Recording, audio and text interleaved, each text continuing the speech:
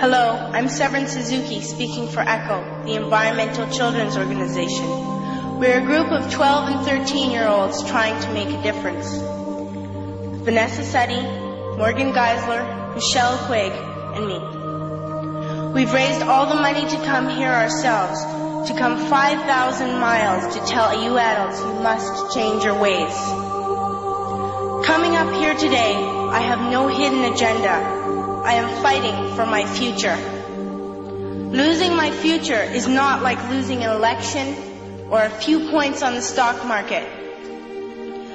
I am here to speak for all generations to come. I am here to speak on behalf of the starving children around the world whose cries go unheard. I am here to speak for the countless animals dying across this planet because they have nowhere left to go. I am afraid to go out in the sun now because of the holes in our ozone. I am afraid to breathe the air because I don't know what chemicals are in it. I used to go fishing in Vancouver, my home, with my dad, until just a few years ago we found the fish full of cancers. And now we hear of animals and plants going extinct, every day vanishing forever. In my life, I have dreamt of seeing the great herds of wild animals, jungles and rainforests full of birds and butterflies.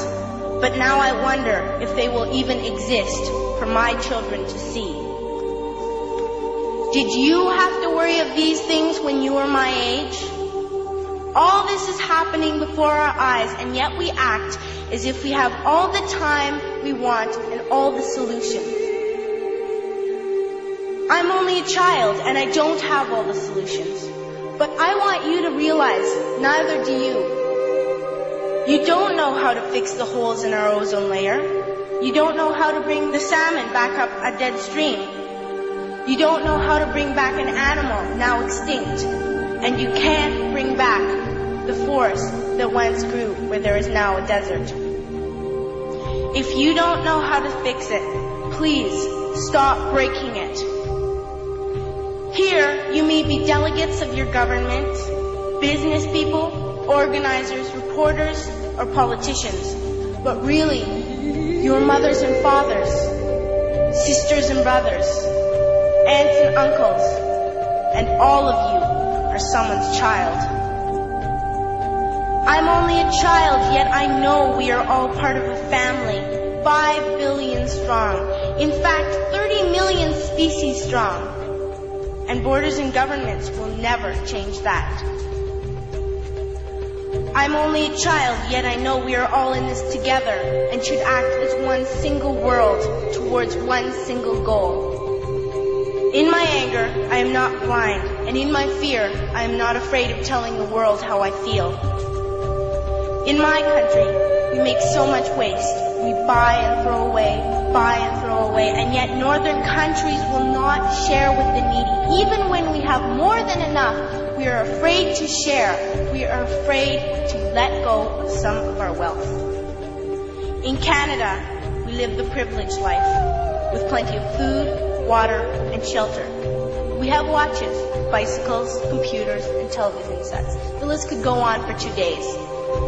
2 days ago, here in Brazil, we were shocked when we spent time with some children living on the streets. This is what one child told us.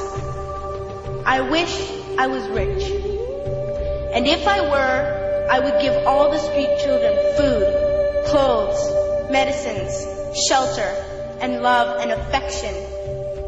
If a child on the streets who has nothing is willing to share, why are we who have everything still so greedy?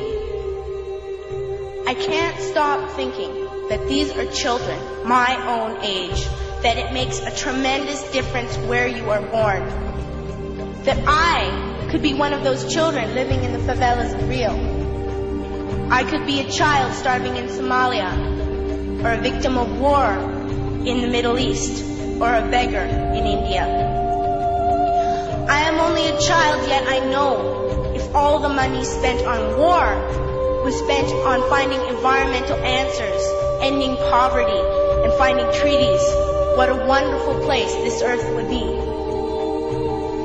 At school, even in kindergarten, you teach us how to behave in the world. You teach us not to fight with others, to work things out, to respect others, to clean up our mess, not to hurt other creatures, to share, not be greedy. Then why do you go out and do the things you tell us not to do? Do not forget why you are attending these conferences, who you're doing this for. We are your own children. You are deciding what kind of world we are growing up in. Parents should be able to comfort their children by saying, everything's going to be all right. It's not the end of the world, and we're doing the best we can. But I don't think you can say that to us anymore.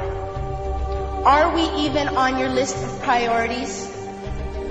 My dad always says, you are what you do, not what you say. Well, what you do makes me cry at night. You grown-ups say you love us, but I challenge you, please, make your actions reflect your words. Thank you.